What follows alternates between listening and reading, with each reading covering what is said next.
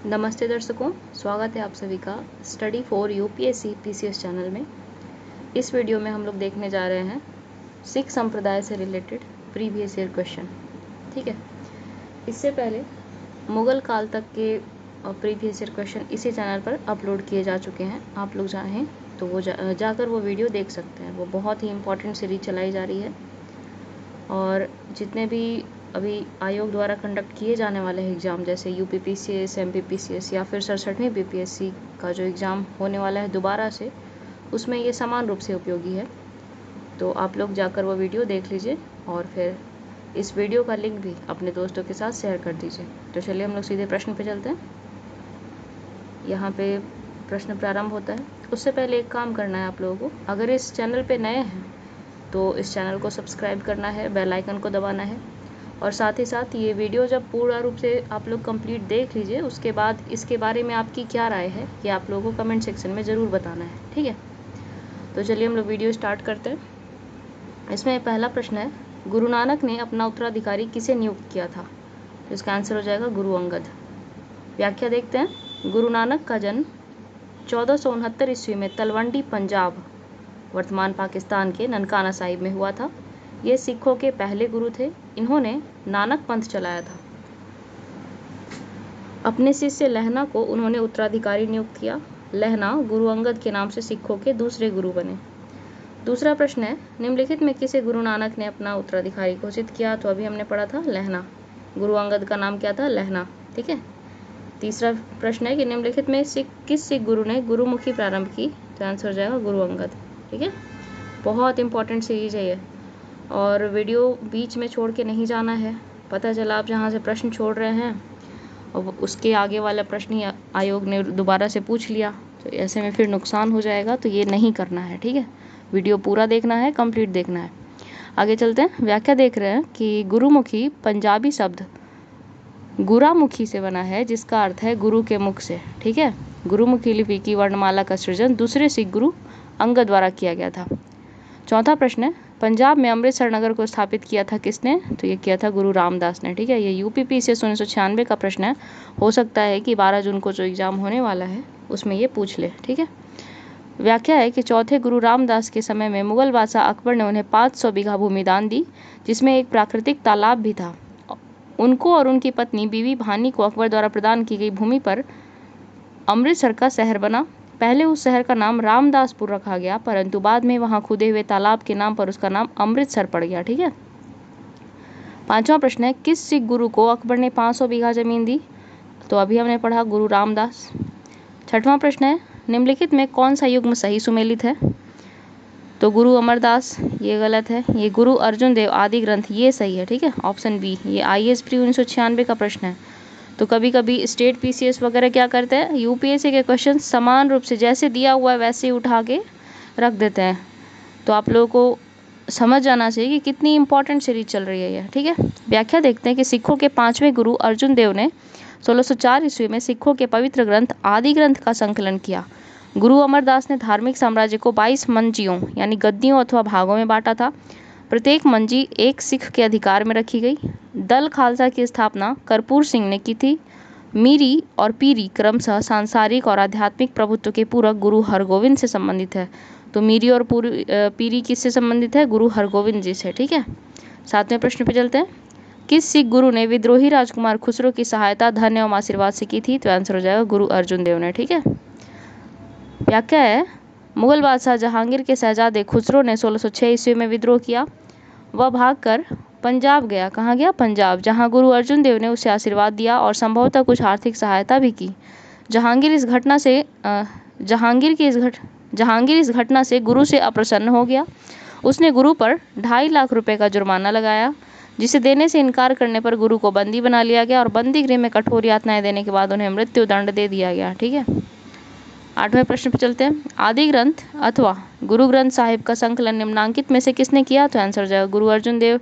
ये कितनी बार पूछा है? उत्तराखंड पीसीएस 2004, उत्तराखंड पीसीएस 2005, 2002, बहुत बार रिपीट किया है भाई।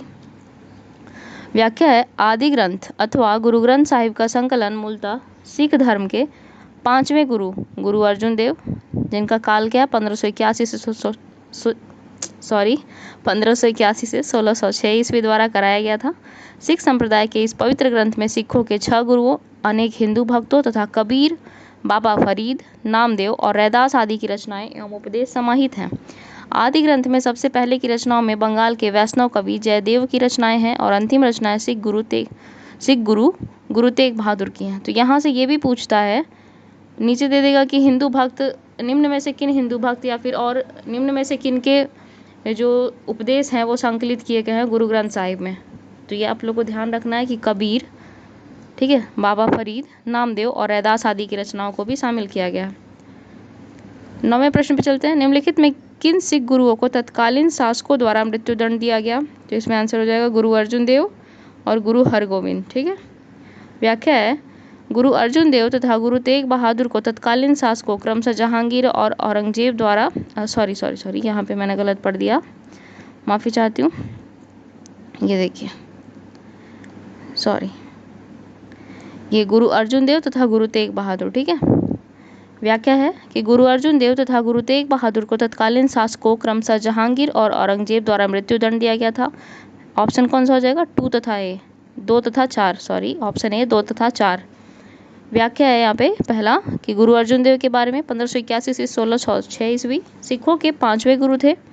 जहांगीर से विद्रोह कर उसका पुत्र शहजादा खुसरो आगरा से भागकर अफगानिस्तान की ओर जा रहा था। रास्ते में तरन तारण नामक स्थान पर उसने गुरु अर्जुन से भेंट की। गुरु ने उसे यथाशक्ति पूरी सहायता दी, जिससे जहांगीर रुष्ट हो गया और 1606 ईस्वी में षड्यंत्र का आरोप लगाकर उसने उन्हें मृत्युदंड दे दिया। ठीक है, दूसरा है गुरु तेग बहादुर जी के बारे में। इनका काल है 1664 से 1675 ईस्वी। सिखों के 9वें गुरु थे। औरंगजेब से शत्रुता इन्हें विरासत में मिली थी। औरंगजेब ने इनके साथ जो व्यवहार किया उसके कई कारण बताए जाते हैं। बनर्जी के अनुसार गुरु की हत्या राजनीतिक कारणों से नहीं अपितु धार्मिक कारणों से हुई थी। आगे चलते हैं हम लोग। ठीक है, औरंगजेब की बहुचर्चित कठमुल्लावादी विचारधारा और धार्मिक कट्टरपन को सिखों की बगावत का एक कारण माना जाता है। 1675 ईस्वी में गुरु तेग बहादुर को औरंगजेब द्वारा मृत्युदंड इसी कारण से दिया गया था। 10वां प्रश्न है, किस सिख गुरु की मृत्यु के लिए औरंगजेब जिम्मेदार है? तो आंसर हो जाएगा गुरु तेग बहादुर। ठीक है, 11वां प्रश्न है, निम्न में से किस स्थान पर एक प्रसिद्ध सिख गुरुद्वारा अवस्थित है? तो आंसर हो जाएगा हेमकुंड। ठीक है, प्रश्नगत दिए गए विकल्पों में हेमकुंड चमोली जिला उत्तराखंड नामक स्थान पर एक प्रसिद्ध गुरुद्वारा अवस्थित है। 12वां प्रश्न है, निम्न में से किस गुरु का जन्म पटना में हुआ था? पटना में किस सिख गुरु का जन्म हुआ था? तो आंसर हो जाएगा गोविंद सिंह। ठीक है, 56वीं से 59वीं बीपीएससी में प्रश्न पूछता है। और चूंकि गुरु गोविंद सिंह का जन्म हुआ है पटना में, तो बीपीएससी में सिख धर्म से संबंधित प्रश्न का आना सामान्य सी बात है, तो आप लोगों को ये जरूर पढ़ के जाना चाहिए। व्याख्या देखते हैं। गुरु गोविंद सिंह सिखों के 10वें गुरु थे। ठीक है, इनका जन्म 1666 ईस्वी में पटना बिहार में हुआ था, जबकि मृत्यु 7 अक्टूबर 1708 ईस्वी को नांदेड़ वर्तमान महाराष्ट्र में हुई थी। ठीक है, 13वां प्रश्न है, किसकी समाधि के कारण नांदेड़ गुरुद्वारा सिखों द्वारा पवित्र माना जाता है? तो आंसर हो जाएगा गुरु गोविंद सिंह। अभी हमने यहाँ पे पढ़ा, इनकी मृत्यु कहाँ हुई थी? नांदेड़ वर्तमान महाराष्ट्र में। ठीक है, सिखों के 10वें और अंतिम गुरु गोविंद सिंह की नांदेड़ वर्तमान महाराष्ट्र में एक अफगान सरदार द्वारा हत्या कर दी गई थी। वहां पर उनके समाधि स्थल पर नांदेड़ हजूर साहिब गुरुद्वारा स्थित है, हजूर साहिब। ठीक है, 14वां प्रश्न है, गुरु गोविंद सिंह की महानता निहित है इसमें किसमें? कि पहला है ऑप्शन, उन्होंने सिखों की सैनिक व्यवस्था का गठन किया, वह सिख राज्य के संस्थापक थे, और सी, उन्होंने सिखों को शांति प्रिय लोग बनाया, और डी, उन्होंने औरंगजेब को पराजित किया। तो ऑप्शन ए हो जाएगा। व्याख्या है कि सिखों के 10वें एवं अंतिम गुरु गोविंद सिंह ने सिखों को एक सैनिक संप्रदाय खालसा पंथ में परिवर्तित कर दिया। उन्होंने संपूर्ण सिख समुदाय को खालसा पुकारा, प्रत्येक सिख को अपने नाम के आगे सिंह की उपाधि लगाने के लिए कहा तथा प्रत्येक को 5 ककार, ये केस, कंघा, कृपाण, कच्छा और कड़ा रखने के आदेश दिए थे। ये 5 ककार हैं। ठीक है, 5 ककार। आगे बढ़ते 15वें प्रश्न पे, किस सिख गुरु के द्वारा सिखों का खालसा में रूपांतरण किया गया? तो आंसर हो जाएगा गुरु गोविंद सिंह। 16वां प्रश्न है, खालसा पंथ कितने वर्ष पहले प्रारंभ हुआ? तो आंसर हो जाएगा 300 वर्ष पहले। व्याख्या देखते हैं। खालसा पंथ की स्थापना अंतिम सिख गुरु यानी 10वें गुरु गुरु गोविंद सिंह जी ने 1699 ईस्वी में बैसाखी के दिन आनंदपुर साहिब में की थी। अतः खालसा पंथ की स्थापना हुए 300 वर्ष से अधिक बीत चुके हैं। ठीक है, 17वां प्रश्न है, निम्न में से किस सिख गुरु ने खालसा पंथ की स्थापना की थी? तो आंसर हो जाएगा गुरु गोविंद सिंह। ठीक है, गुरु गोविंद सिंह। 18वां प्रश्न है, सिखों के अंतिम गुरु कौन थे? तो आंसर हो जाएगा गुरु गोविंद सिंह। फिर से 19वां प्रश्न वही है कि खालसा के संस्थापक गुरु कौन थे? तो हर राय नहीं है, हरकिशन नहीं है। आगे चलते हैं, आंसर हो जाएगा गुरु गोविंद सिंह। 20वां प्रश्न है, बंदा बहादुर का मूल नाम क्या था? तो ये नाम था लक्षण देव।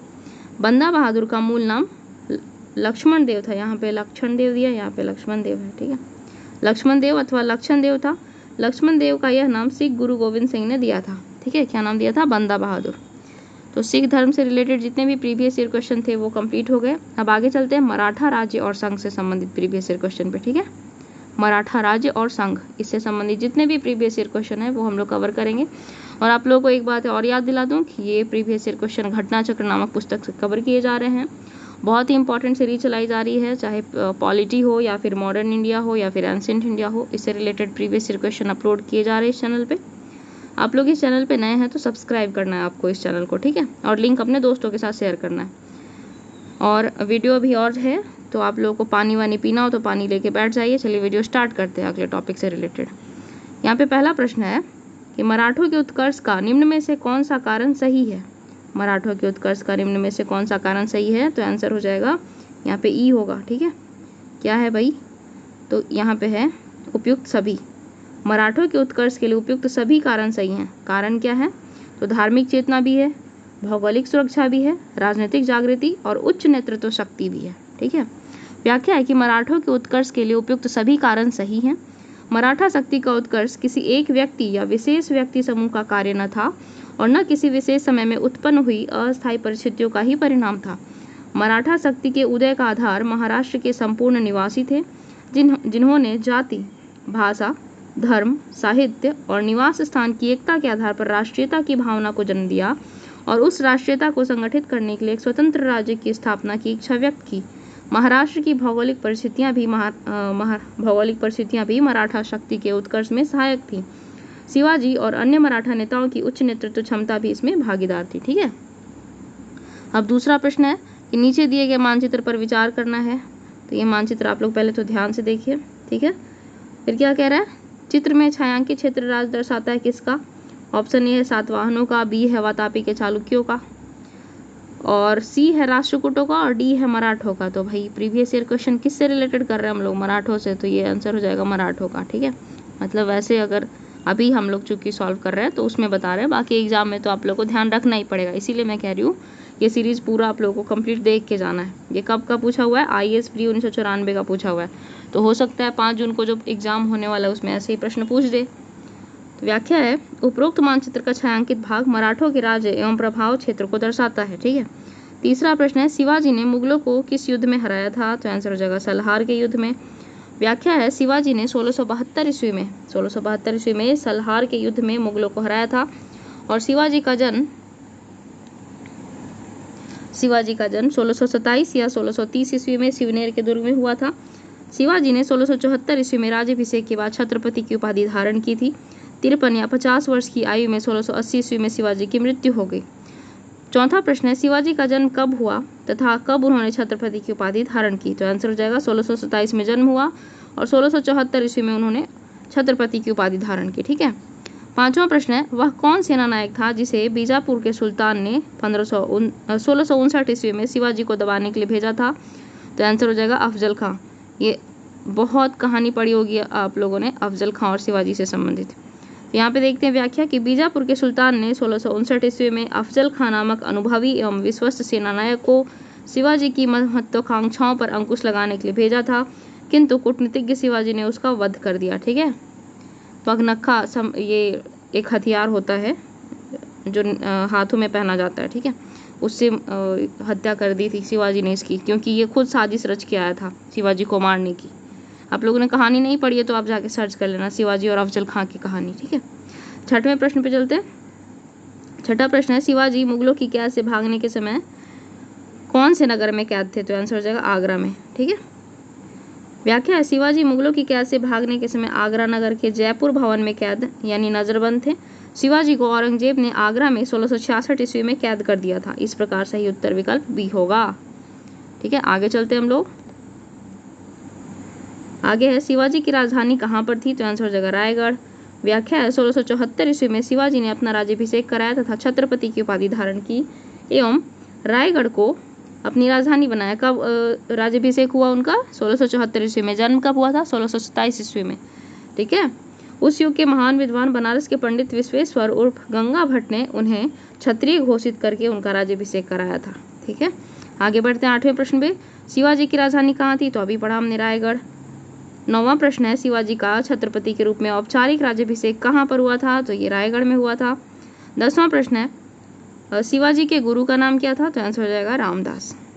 व्याख्या है कि शिवाजी के गुरु रामदास थे, इन्हें समर्थ रामदास भी कहा जाता है, समर्थ गुरु रामदास भी कहा जाता है इनको। इन्होंने 12 वर्ष तक पूरे भारत का भ्रमण किया। इनकी महत्वपूर्ण रचना दास बोध में आध्यात्मिक जीवन के समन्वयवादी सिद्धांत का वर्णन मिलता है। ठीक है, शिवाजी और मराठा साम्राज्य के उत्थान में महाराष्ट्र के संतों का उल्लेखनीय योगदान रहा है। 11वां प्रश्न है छत्रपति शिवाजी से संबंधित निम्नलिखित घटनाओं को कालक्रम अनुसार व्यवस्थित कीजिए तथा नीचे दिए गए कुट से सही उत्तर का चयन करना है। तो यहाँ पे है चाकन के किले पर विजय, फिर है अफजल खां का प्रकरण, फिर है मुगलों से मतभेद प्रारंभ, और अगला क्या है, फिर है सूरत पर आक्रमण तथा लूटना। तो आंसर हो जाएगा पहले 1 हो जाएगा, फिर 3 हो जाएगा, और फिर 2 और 4। तो 1 में क्या है, चाकन के किले पर विजय, 3 है मुगलों से मतभेद प्रारंभ, और फिर 2 यानी अफजल खां का प्रकरण। यहाँ पे हम लोग देखते हैं व्याख्या। यहाँ पे है चाकन किले पर विजय कब किया था, 1648 ईस्वी में। मुगलों से मतभेद प्रारंभ हुआ 1657 ईस्वी में, और अफजल खां प्रकरण हुआ था 1659 ईस्वी में, और सूरत पर आक्रमण तथा लूटना कब हुआ था, 1664 ईस्वी में। और राज्याभिषेक कब हुआ था, ये कमेंट सेक्शन में लिखिए जरा आप लोग, अभी ऊपर से पढ़ के आए हैं हम लोग, कमेंट सेक्शन में बताइए जल्दी जल्दी। कमेंट आप लोग नहीं करते हैं, मतलब इतनी अच्छी सीरीज आ रही है, इतनी लाभदायक सीरीज है, आप लोग कमेंट नहीं करते हो। चलिए आगे बढ़ते हैं। अष्टप्रधान नाम की मंत्रिपरिषद कहाँ थी, तो ये थी मराठा प्रशासन में। ठीक है, यहाँ पे है कि शिवाजी ने राज्य के प्रशासन के लिए केंद्रीय स्तर पर अष्टप्रधान की व्यवस्था की थी, जिसके अंतर्गत 8 मंत्रियों को नियुक्त किया गया। इसमें पेशवा, अमात्य, मंत्री, सचिव, सुमंत, सेनापति, पंडितराव एवं न्यायाधीश शामिल थे। ये शिवाजी के राज्य प्रशासन में आधुनिक काल के सचिवों की भांति कार्य करते थे। इनका कार्य राजा को परामर्श देना मात्र था। इसे किसी भी अर्थ में मंत्रिमंडल नहीं कहा जा सकता था।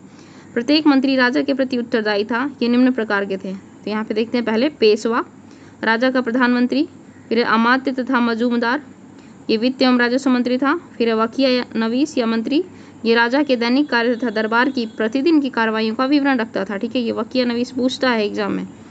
फिर आगे है सचिव अथवा सुरुनवीस। ये तो वैसे तो अष्टप्रधान से संबंधित जितने भी पद हैं 8 वो पूछता है, लेकिन जो इम्पोर्टेंट जो एक अचानक से नाम माइंड में आता है वो वकीया नवीस होता है। ठीक है, आपको ध्यान रखना है। और सचिव तथा सुरुनवीस राजकीय पत्र व्यवहार का कार्य देखना। ठीक है, फिर सुमंत या दबीर, ये विदेश मंत्री हैं।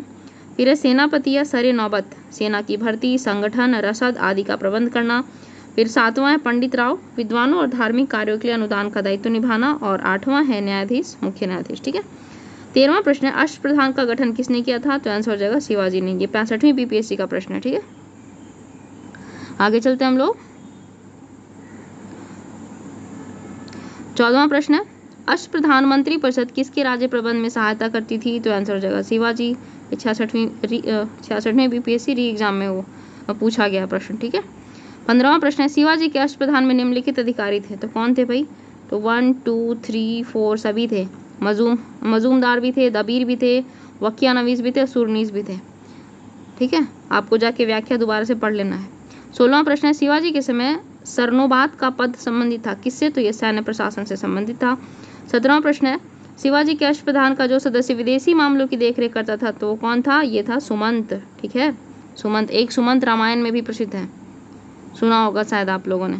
18वां प्रश्न है शिवाजी के शासनकाल में विदेश मंत्री को क्या कहा जाता था, ये कहा जाता था सुमंत। 19वां प्रश्न है अष्टप्रधान मंत्रिपरिषद किसके राज्य प्रबंध में सहायता करती थी, तो आंसर हो जाएगा शिवाजी। अगले पृष्ठ पे चलते हैं हम लोग। 20वां प्रश्न है कथन और कारण का। तो यहाँ पे है कथन कि राज्य के मामले में शिवाजी एक मंत्रिपरिषद से परामर्श लेते थे, तो ये बिल्कुल सही है। और फिर है कि प्रत्येक मंत्री अपने विभाग का स्वतंत्र प्रभार रखता था, तो नहीं भाई, स्वतंत्र प्रभार नहीं रखता था। सी हो जाएगा आंसर, ए सही है परंतु आर गलत है। व्याख्या है कि शासन में शिवाजी की सहायता के लिए 8 बड़े अधिकारी आमंत्रित हैं। वे एक मंत्रिपरिषद की तरह कार्य नहीं करते थे। प्रत्येक मंत्री अपने अपने विभाग का प्रधान था और यह शिवाजी की इच्छा पर निर्भर करता था कि वह उनसे पृथक पृथक अथवा सम्मिलित रूप से सलाह ले। उनकी सलाह को मानने के लिए भी शिवाजी बाध्य नहीं थे कि 8 प्रधान वस्तुतः शिवाजी के सचिव की भांति कार्य करते थे। शिवाजी द्वारा दिए गए आदेशों का पालन करना और विस्तृत रूप से शासन की देखभाल करना उनका प्रमुख दायित्व था। 21वां प्रश्न, निम्न में से कौन सी मुद्रा छत्रपति शिवाजी के राज्य में प्रचलित रजत मुद्रा नहीं थी? नहीं पे ध्यान देना आप लोगों को, तो आंसर हो जाएगा रुका। बाकी ये सारी थी। देखते हैं, रुका तांबे की मुद्रा थी, जबकि रुपया, लारी एवं टका छत्रपति शिवाजी के राज्य में प्रचलित रजत मुद्राएं थी। ये रुका तांबे की मुद्रा थी। और यहाँ पे क्या पूछ रहा है, चांदी की मुद्रा कौन सी नहीं थी? रजत मुद्रा। रजत मतलब चांदी ही तो होता है, ठीक है।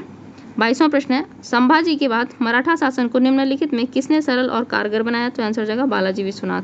ये IAS प्री 2000 का प्रश्न है भाई, ध्यान दीजिए आप लोग। व्याख्या है कि संभाजी के बाद मराठा शासन को पेशवा बालाजी विश्वनाथ ने सरल एवं कारगर बनाया। मराठा छत्रपति शाहू ने बालाजी को पेशवा के पद पर नियुक्त किया। नवंबर 1713 केवल बालाजी तथा उसके परिवार के लिए ही नहीं अपितु संपूर्ण मराठा जाति के लिए भी महत्वपूर्ण था, क्योंकि इस समय से सत्ता छत्रपति के हाथों से निकलकर पेशवा के हाथों में स्थानांतरित हो गई। बालाजी विश्वनाथ की सबसे बड़ी उपलब्धि मुगलों तथा मराठों के मध्य एक स्थायी समझौते की व्यवस्था थी, जिसमें दोनों पक्षों के अधिकारों तथा प्रभाव क्षेत्र की विधिवत व्यवस्था की गई थी। आगे चलते हम लोग। आगे 23वां प्रश्न है, निम्नलिखित को उनके शासनकाल के क्रम में व्यवस्थित करना है। तो इसमें कौन सा हो जाएगा? पहले बालाजी विश्वनाथ हो जाएगा, फिर है बाजीराव, फिर उसके बाद हो जाएंगे बालाजी बाजीराव, उसके बाद हो जाएंगे माधवराव। यहाँ पे देखते हैं हम लोग, बालाजी विश्वनाथ का शासनकाल 1713 से 1720 ईस्वी के बीच है। 1720 ईस्वी में शाहू ने बालाजी विश्वनाथ के बड़े पुत्र बाजीराव प्रथम को पेशवा नियुक्त किया। बाजीराव प्रथम का कार्यकाल 1720 से 1740 यानी 20 वर्ष तक था। बालाजी बाजीराव 1740 ईस्वी में बाजीराव की मृत्यु के पश्चात पेशवा बने तथा 1761 ईस्वी तक पेशवा रहे। माधवराव का शासनकाल 1761 से 1772 ईस्वी है, ठीक है। अब जब मराठा शासन हम लोग पढ़ ही रहे हैं तो आप लोग जाके स्पेक्ट्रम से एक बार रिवाइज कर लीजिएगा, या फिर जिस भी बुक से आप लोग पढ़ते हैं। प्रीवियस ईयर क्वेश्चन तो सॉल्व हो गया, लेकिन वैसे टेक्स्ट बुक भी पढ़ लेना चाहिए हम लोग को, या फिर जो भी रेफरेंस बुक आप लोग पढ़ते हैं आपको जाके एक बार देख लेना चाहिए, ठीक है। 24वां प्रश्न है, निम्नलिखित को सही कालानुक्रम में रखें। तो इसका सही कालानुक्रम क्या हो जाएगा? संभाजी, उसके बाद राजाराम, उसके बाद शिवाजी द्वितीय, फिर छत्रपति साहू जी। यहाँ पे संभाजी 1680 से 1689 ईस्वी, छत्रपति शिवाजी के ज्येष्ठ पुत्र। राजाराम शिवाजी के द्वितीय पुत्र, 1689 से 1700 ईस्वी। शिवाजी द्वितीय राजाराम के पुत्र, फिर छत्रपति साहू जी संभाजी के पुत्र। 25वां प्रश्न है, कथन और कारण। 1750 ईस्वी तक मराठा साम्राज्य पेशवा की अध्यक्षता में एक परिसंघ बन गया, तो ये सही है। और कारण है कि साहू के उत्तराधिकारी पेशवा की इच्छा पर निर्भर थे, तो ये भी सही है। तो आंसर हो जाएगा ए तथा आर दोनों सही हैं, और आर ए की सही व्याख्या करता है। तो इसका डिस्क्रिप्शन हमने ऊपर पढ़ा था, लेकिन यहाँ भी दिया हुआ है, तो इसको भी देख लेते हैं। 1740 ईस्वी में बाजीराव की मृत्यु होने पर साहू ने बालाजी बाजीराव को पेशवा पद पर नियुक्त किया, ठीक है। बालाजी बाजीराव के समय तक पेशवा पद पैतृक बन गया। इससे पूर्व ही शक्ति छत्रपति के हाथों में केंद्रित न रहकर पेशवा के हाथों में आ चुकी थी। 1750 ईस्वी में हुई संगोला की संधि के तहत संवैधानिक क्रांति द्वारा यह प्रक्रिया पूरी हो गई। इसके पश्चात मराठा छत्रपति केवल नाम मात्र के राजा रह गए और महलों के महापौर बन गए। मराठा संगठन का वास्तविक नेता पेशवा बन गया। अतः कथन और कारण दोनों सही हैं, ठीक है। अब यहाँ पे फिर से कथन और कारण दे रहा है, इसको हम लोग देखते हैं ध्यान से। नीचे 2 कथन दिया गया, यहाँ पे कथन है, ठीक है, और यहाँ पे कारण है। तो देखते हैं कि मुगल साम्राज्य के पतन के बाद मराठा सबसे शक्तिशाली देश शक्ति के रूप में उभरे, तो ये तो सही बात है। अब अगर किसी ने बहुत सी अच्छे से पढ़ा है मॉडर्न हिस्ट्री तो उनको पता होगा बेहतर तरीके से, मतलब बहुत अच्छे से, क्या कोई गो थ्रू भी हुआ है तो उन्हें पता होगा कि मुगल साम्राज्य के पतन के बाद मराठा सबसे शक्तिशाली देश शक्ति के रूप में उभरे, ठीक है। 1 मिनट जरा इरेज कर दूं मैं। कारण है कि मराठा पहले शासक थे जिनके पास एकीकृत भारतीय राष्ट्र की संकल्पना थी। ये तो नहीं है सही, आंसर जगह ए सही है, परंतु आर गलत है। व्याख्या है कि मुगल साम्राज्य के पतन के बाद मराठा सबसे शक्तिशाली देश शक्ति के रूप में उभरे, ठीक है। मराठा शक्ति के उदय का आधार महाराष्ट्र के संपूर्ण निवासी थे, जिन्होंने जाति, भाषा, धर्म, साहित्य और निवास स्थान की एकता के आधार पर राष्ट्रीयता की भावना को जन्म दिया और उस राष्ट्रीयता को संगठित करने के लिए मराठा शासकों ने स्वतंत्र मराठा राज्य की स्थापना की। परंतु मराठों में एकीकृत भारतीय राष्ट्र की संकल्पना का अभाव था, इसी कारण उनकी आलोचना भी की जाती है। ठीक है। 27वां प्रश्न है, किसके समय से मराठा राजा नाचीज हो गया और पेशवा वास्तविक शासक बना? तो ये आंसर हो जाएगा बालाजी बाजीराव। ऊपर हम लोग व्याख्या देख चुके हैं, आप लोग वीडियो पीछे करके फिर से देख सकते हैं। 28वां प्रश्न है, औरंगजेब की मृत्यु के समय मराठा नेतृत्व किसके हाथों में था? तो आंसर हो जाएगा ताराबाई। ठीक है, ताराबाई के हाथों में था। व्याख्या देखने से पहले मैं आप लोगों को एक बार याद दिला दूं कि इसी चैनल पर करंट अफेयर से रिलेटेड सीरीज चलाई जा रही है, वो बहुत ही उपयोगी है यूपीपीसीएस, एमपीपीसीएस और बीपीएससी 67वीं के जो री एग्जाम होने वाले हैं उसमें। तो आप लोगों को जाकर वो वीडियो सीरीज ज़रूर देखनी चाहिए, साथ ही साथ अपने दोस्तों के साथ उसका लिंक जरूर शेयर करना चाहिए। ठीक है, तो चलिए हम लोग आगे चलते हैं व्याख्या पे।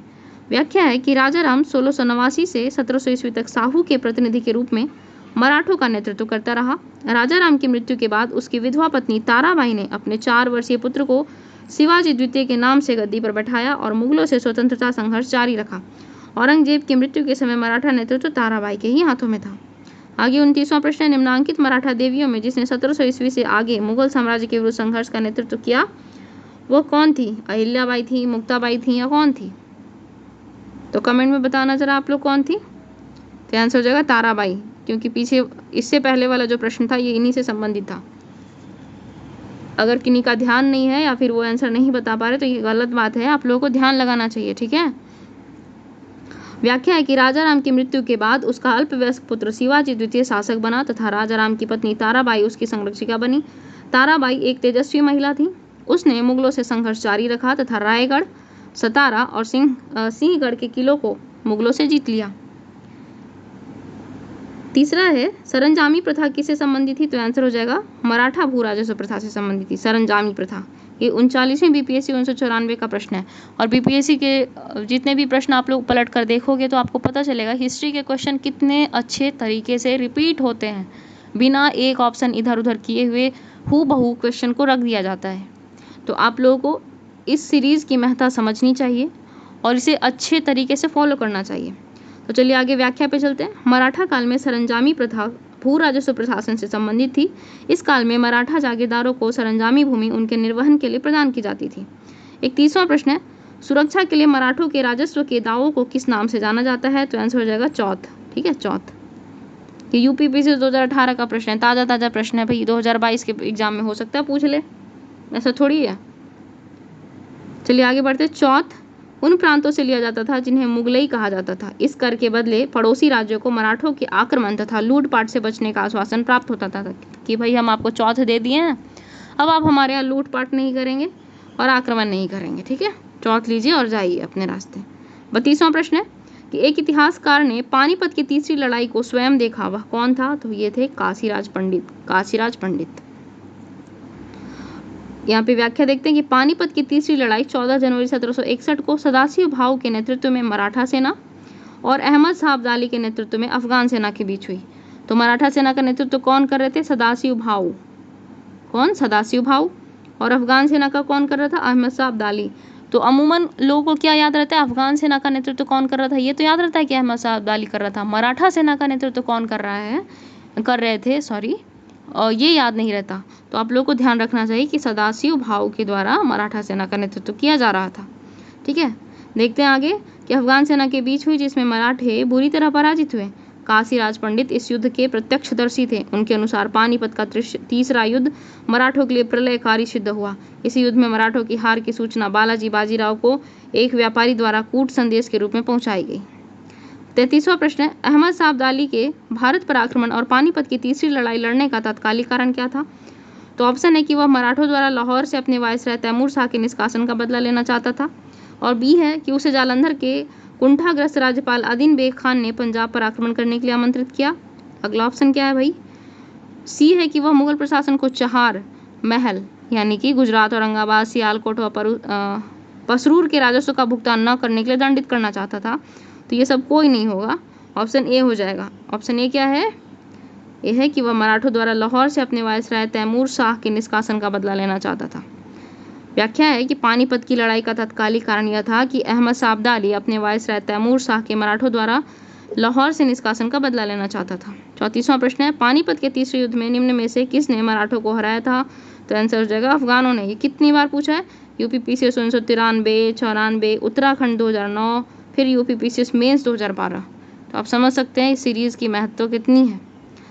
व्याख्या है कि पानीपत का तीसरा युद्ध 14 जनवरी 1761 को मराठों तथा अहमद शाह अब्दाली के बीच हुआ। मराठी सेना का नेतृत्व सदाशिवराव भाऊ ने किया। सदाशिवराव भाऊ। इस युद्ध में मराठे बुरी तरह पराजित हुए।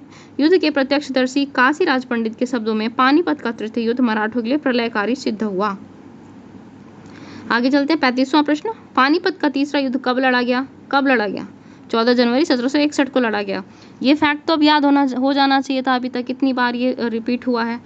और जो बात याद आ जाए आप लोगों को, इसी सीरीज में पढ़ा हो आपने, इसी वीडियो में पढ़ा हो, और फिर अगला क्वेश्चन वही आता है तो आप लोगों को कमेंट कर देना चाहिए, ठीक है।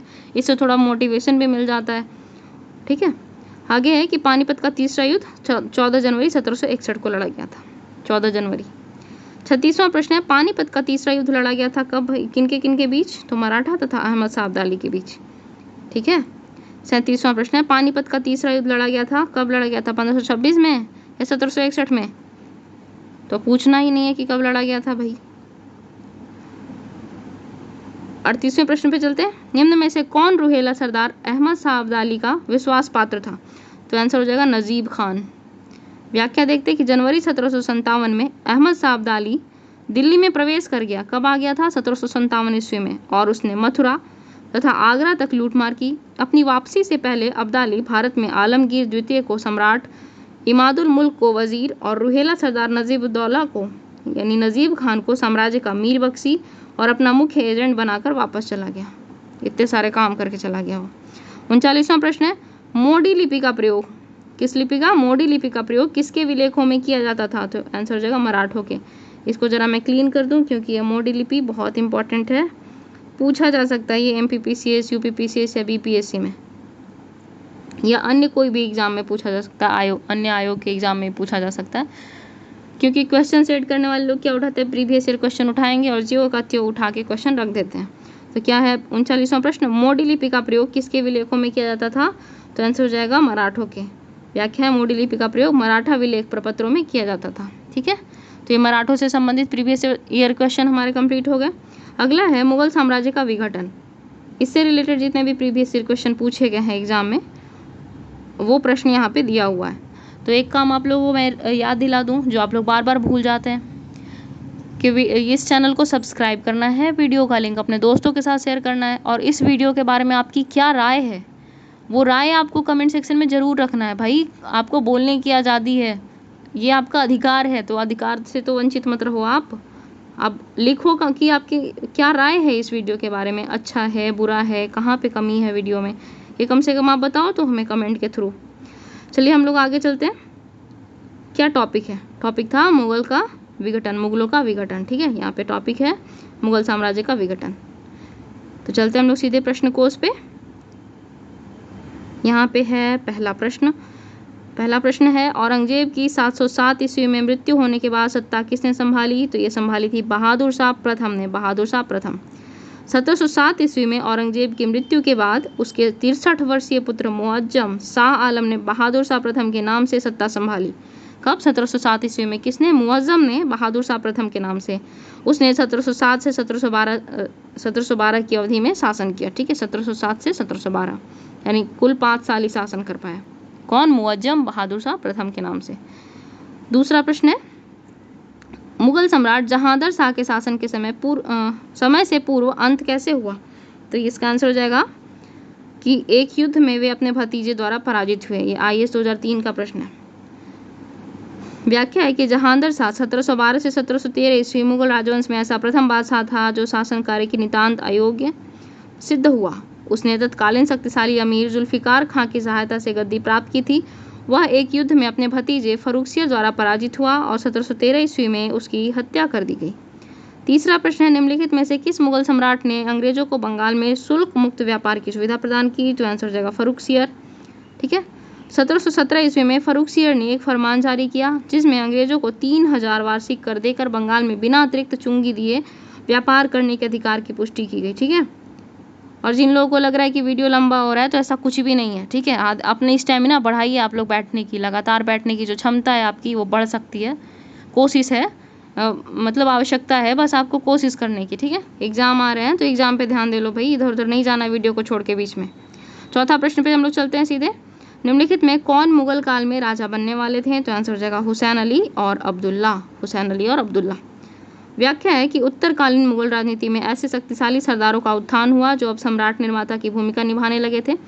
1713 से 1720 ईस्वी तक मुगल दरबार में सैयद बंधु अब्दुल्ला खां और हुसैन अली सबसे शक्तिशाली थे। ये लोग हिंदुस्तानी दल के नेता थे। ये सम्राट निर्माता के रूप में विख्यात थे। इन्होंने 1713 ईस्वी में फर्रुखसियर को सिंहासन पर बैठाया। 1719 ईस्वी में इसे सिंहासन से हटा दिया गया।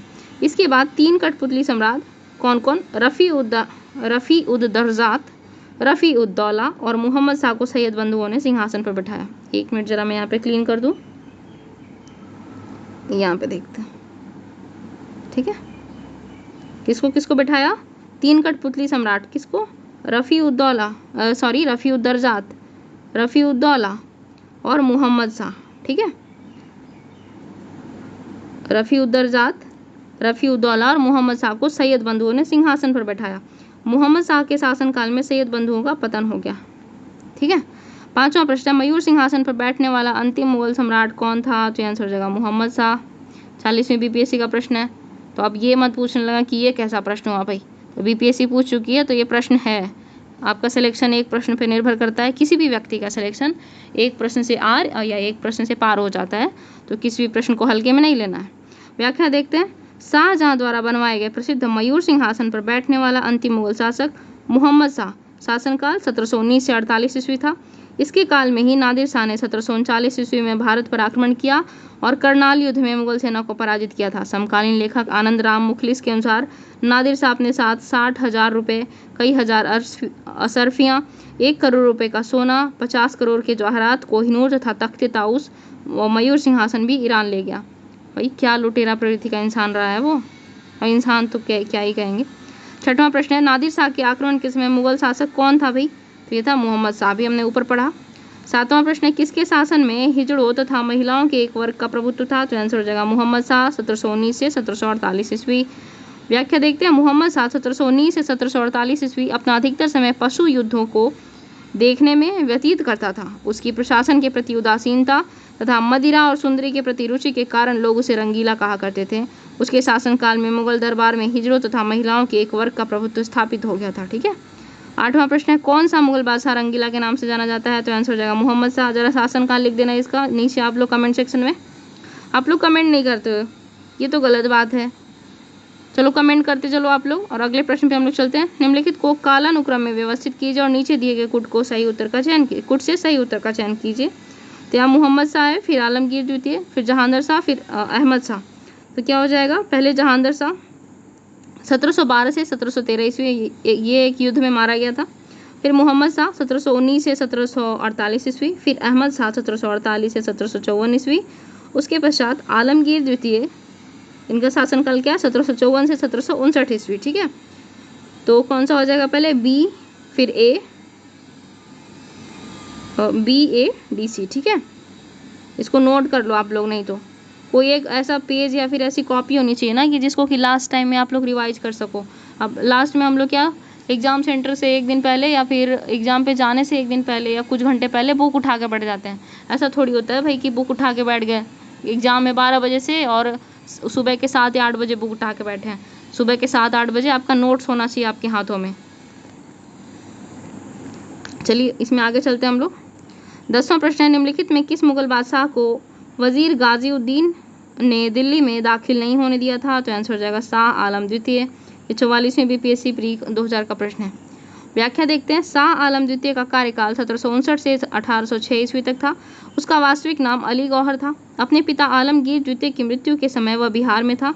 ठीक है, यद्यपि उसे मुगल बादशाह घोषित कर दिया गया, किंतु मुगल दरबार की गुटबाजी के चलते वह बिहार में रहा। उस समय वजीर गाजीउद्दीन था। 1765 से 1771 ईस्वी तक यह अंग्रेज के संरक्षण में इलाहाबाद में रहा। 1772 ईस्वी में मराठों की सहायता से ही वह दिल्ली पहुंच सका। शाह आलम द्वितीय के समय में ही दिल्ली पर अंग्रेजों का अधिकार 1803 ईस्वी हो गया। ठीक है, 11वां प्रश्न है, अंतिम मुगल सम्राट बहादुर शाह था, उसके पिता का नाम क्या था?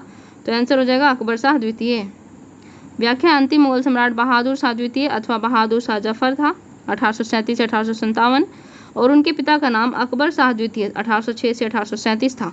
वह अंग्रेजों का पेंशन भोगी तथा दिल्ली के लाल किले में शाही संस्थान का प्रमुख था और शाही खिताब का उपभोग नाम मात्र के लिए करता था। 1862 ईस्वी में उसकी मृत्यु हो गई थी। ठीक है, 1862 में उसकी मृत्यु हो गई थी। 12वां प्रश्न है, भारत का आखिरी मुगल सम्राट कौन था? तो ये हो जाएगा बहादुर शाह जफर, अभी हमने पढ़ा। 13वां प्रश्न है, निम्नलिखित कथनों में कौन बहादुर शाह जफर के बारे में सही नहीं है? तो वह बिना साम्राज्य का सम्राट था, ये सही है, ये यहाँ पे नहीं पूछ रहा। ठीक है, तो ये तो सही है। बी है कि इब्राहिम जौक और असदुल्ला खां गालिब उसके कविता के शिक्षक थे, तो ये भी सही है। और हसन अस्करी उसके आध्यात्मिक निर्देशक थे, ये भी सही है। और डी है कि वह 1 लाख रुपए से कम प्रति माह ईस्ट इंडिया कंपनी से पेंशन के रूप में प्राप्त करता था, तो डी ये गलत हो जाएगा। यहाँ पे कौन सा सही नहीं पूछ रहा, तो आंसर डी हो जाएगा। ठीक है, ये बाकी मैं इरेज कर देती हूँ, पता चले किसी को कन्फ्यूजन हो जाए। तो इसका आंसर हो जाएगा डी। ठीक है, डी सही नहीं है बहादुर शाह जफर के बारे में। व्याख्या देखते हैं। बहादुर शाह जफर को ईस्ट इंडिया कंपनी की ओर से प्रति माह 1 लाख रुपए पेंशन, 15 लाख रुपए उनकी अन्य परिसंपत्तियों के लिए किराए के तौर पर और 1000 रुपये पारिवारिक खर्च के तौर पर मिलते थे। अतः विकल्प डी का कथन सही नहीं है और अन्य तीनों सही है। आगे है अगला प्रश्न, कि मुगल बादशाह बहादुर शाह जफर के बारे में कहा जाता है कि उसके साम्राज्य की सीमा क्या थी? तो आंसर हो जाएगा ई। इसमें बहादुर शाह जफर की बात हो रही है। बहादुर शाह जफर, देखते हैं कि मुगल बादशाह बहादुर शाह जफर के साम्राज्य की सीमा के संदर्भ में दिए गए विकल्पों में से कोई सही नहीं है। अंतिम तुगलक शासक नासिरुद्दीन महमूद के बारे में कहा गया है कि संसार के स्वामी के शासन दिल्ली से पालम तक फैला। किसके बारे में? तुगलक शासक नासिरुद्दीन महमूद के बारे में। ये जब हम लोग तुगलक वंश पढ़ रहे थे तो इस प्रश्न का जिक्र हुआ था वहाँ पे। तो अगर आप लोगों ने तुगलक वंश से संबंधित या फिर सैयद वंश, दिल्ली सल्तनत आदि से मतलब जितने भी वीडियोस हैं उससे रिलेटेड वो नहीं देखा है तो जाकर आप लोग अभी देखिए उस वीडियो को, वो इसी चैनल पर अपलोड किया जा चुका है। तो देखते हैं कि बिहार लोक सेवा आयोग ने इस प्रश्न को मूल्यांकन से बाहर कर दिया था। तो ये तो आयोग की क्या ही बोले, ये आयोग का लग रहा है जैसे मौलिक अधिकार हो गया है। 150 प्रश्न दो, उसमें से 10 प्रश्न खुद रख लेना है, 140 प्रश्नों पे आकलन करना है। 15वां प्रश्न है, निम्नलिखित में कौन अवध का प्रथम नवाब था? तो आंसर हो जाएगा सआदत खां। ठीक है, अवध का प्रथम नवाब सआदत खां था। तुरानियों ने हैदराबाद राज्य की स्थापना की थी जो स्वतंत्रता प्राप्ति तक बना रहा और ईरानियों ने अवध राज्य की स्थापना की। 1722 ईस्वी में सआदत खां को अवध का सूबेदार नियुक्त किया गया, जहां उसने अपने भतीजे और उत्तराधिकारी सफदरजंग के माध्यम से स्वतंत्र शासन किया और स्वयं शाही दरबार में ऊंची राजनीति खेलता रहा। 1739 ईस्वी में उसकी मृत्यु के बाद उसके उत्तराधिकारी सफदरजंग ने बादशाह के प्रति नाम मात्र की निष्ठा रखना भी अस्वीकार कर दिया। ठीक है, 16वां प्रश्न, निम्नलिखित में कौन हैदराबाद के स्वतंत्र राज्य का संस्थापक था? तो आंसर हो जाएगा चिनकलीज खां। चिनकलीज खां हैदराबाद के स्वतंत्र राज्य की स्थापना 1724 ईस्वी में चिनकलीज खां उर्फ निजामुल मुल्क ने की थी। अक्टूबर 1724 ईस्वी में सकूर खेड़ा के युद्ध में दक्कन के मुगल गवर्नर मुबारिज खां के मारे जाने के बाद निजामुल मुल्क दक्कन का वास्तविक शासक बन गया था। अगला प्रश्न है, भारतीय इतिहास के संदर्भ में निम्न कथनों में से कौन सा कथन सही है? तो हैदराबाद राज्य से आर्कोट की निजामत का उदय हुआ, ये गलत है। दूसरा है विजयनगर साम्राज्य से मैसूर राज्य का उदय हुआ, तो ये सही है। और रुहेलखंड राज्य का गठन अहमद शाह दुर्रानी द्वारा अधिकृत राज्य क्षेत्र में से हुआ था, तो ये भी गलत है। तो आंसर हो जाएगा बी। ठीक है, ये IAS प्री 2021 का प्रश्न है, ऐसा नहीं कि बहुत पुराना प्रश्न है। चलिए आगे चलते हैं हम लोग। आगे है व्याख्या कि आर्कोट या कर्नाटक रियासत का उदय उत्तरवर्ती मुगल काल में सीधे मुगल सत्ता से हुआ, अतः कथन एक असत्य है। 1339 ईस्वी के पूर्व मैसूर विजयनगर साम्राज्य का भाग था। वादु वंश या वाडियार वंश ने इसे विजयनगर से पृथक कर स्वतंत्रता की स्थापना की, अतः कथन 2 सत्य है। अहमद शाह दुरानी ने भारत में राज्य क्षेत्र अधिकृत नहीं किया था, याद रखना ये। ठीक है, रुहेलखंड में पहले ही बड़ी संख्या में रुहेल अफगान बस गए थे। अब्दाली के आक्रमण के पश्चात मुगल बादशाह ने अली मोहम्मद खान के नेतृत्व में रुहेलखंड रियासत को मान्यता दी, अतः कथन 3 भी असत्य है। 18वां प्रश्न है, निम्नलिखित में किसने दिल्ली में खगोलीय वेधशाला जिसे जंतर मंतर कहते हैं बनवाई थी? तो किसने बनवाया था? जयसिंह द्वितीय ने। ठीक है, जयसिंह द्वितीय ने दिल्ली में खगोलीय वेधशाला जंतर मंतर बनवाई थी। इसने दिल्ली के अतिरिक्त उज्जैन, मथुरा, वाराणसी और जयपुर में भी वेधशाला बनवाई, यानी कितनी जगह हो गया? 1 2 3 4 5। ठीक है, दिल्ली, उज्जैन, मथुरा, वाराणसी और जयपुर। 19वां प्रश्न है, महाराजा जयसिंह द्वितीय ने वेधशालाएं कहाँ कहाँ बनवाई? तो दिल्ली में भी बनवाया था, जयपुर में भी बनवाया था, उज्जैन में भी बनवाया था, वाराणसी में बनवाया था। एक कौन यहाँ पे छूट गया? मथुरा। ठीक है, मथुरा।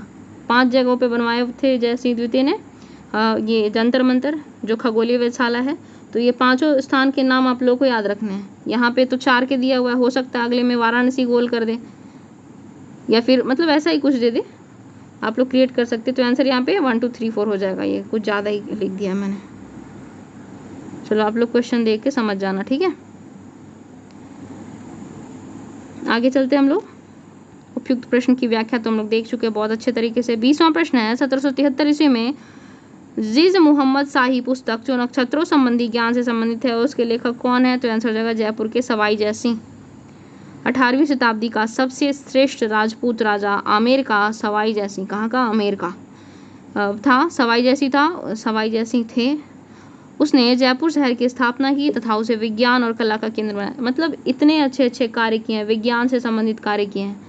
कब किए? मध्यकाल के समय जो कहा जाता है, अंग्रेजों के समय का काल, जो कि भारत में कहा जाता है कि अंधकार युग है। उस समय ये विज्ञान पर जोर दे रहे थे।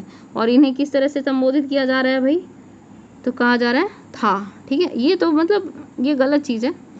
बाकी पढ़ते हैं आगे कि उन्होंने जयपुर शहर की स्थापना की तथा उसे विज्ञान और कला का केंद्र बनाया। जयसिंह एक महान खगोल शास्त्री भी थे।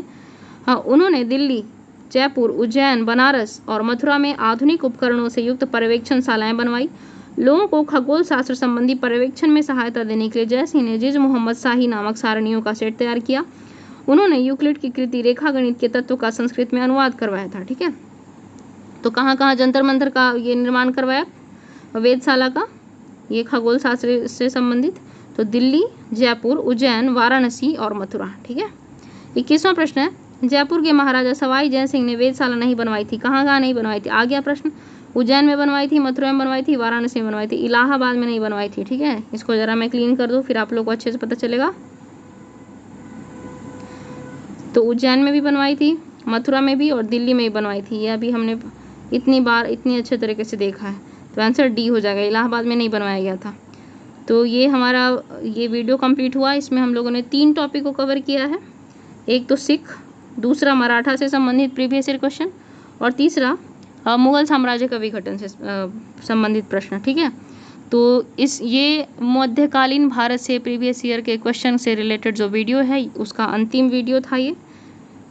इसे आपको अपने दोस्तों के साथ शेयर करना है, और इस वीडियो में कहाँ कमी रही और आगे आप किस टॉपिक से रिलेटेड आप लोग वीडियो चाहते हैं वो आप लोग कमेंट सेक्शन में ज़रूर बताइए। बाकी आप लोगों से मिलते हैं अगले वीडियो में। तब तक के लिए स्वस्थ रहें, मस्त रहें और ख्याल रखें। धन्यवाद।